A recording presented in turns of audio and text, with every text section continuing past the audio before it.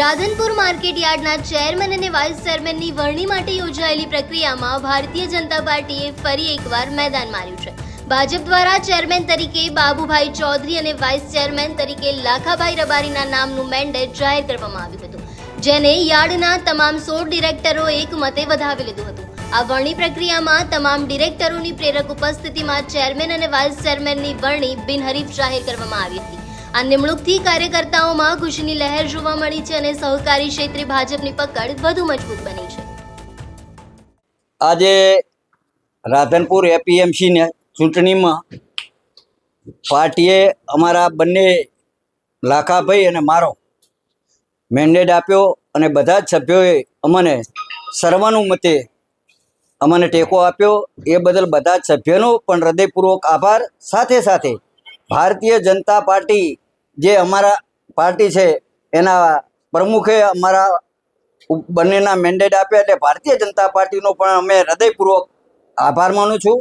સાથે સાથે ગુજરાતના મુખ્યમંત્રી ભૂપેન્દ્રભાઈ અને પ્રદેશ પ્રમુખ જગદીશભાઈનો પણ હું હૃદયપૂર્વક આભાર માનું છું।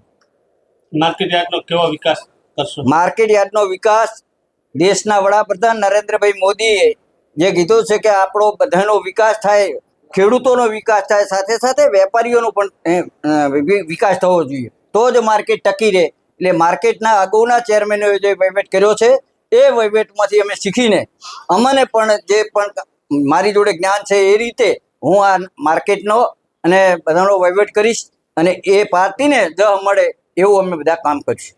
પહેલાં તો હું ગુજરાત પ્રદેશ સંગઠન અને આપણા ગુજરાત વિધાનસભાના માનનીય અધ્યક્ષ શ્રી શંકરભાઈ ચૌધરી સાહેબ, પાટણ જિલ્લા ભારતીય જનતા પાર્ટીના સંગઠનના તમામ હોદ્દેદારો, રાધનપુર તાલુકા ભાજપના હોદ્દેદારો, માનનીય ધારાસભ્ય શ્રી લવંગજી ઠાકોર સાહેબ, તમામ અને અમારું બોર્ડ ઓફ ડિરેક્ટર તમામનો હું ખૂબ ખૂબ દિલથી આભાર માનું છું।